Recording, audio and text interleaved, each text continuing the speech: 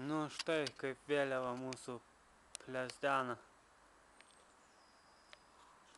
Čia toks maždaug vėjas.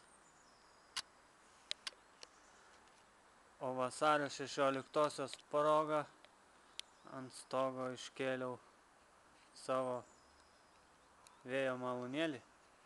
Pritrauksiu.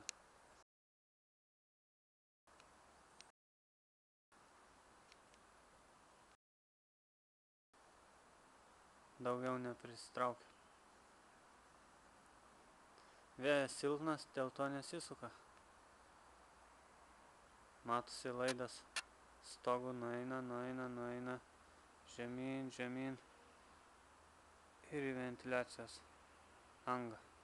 Ir tai namuose jau toliau veiksmas.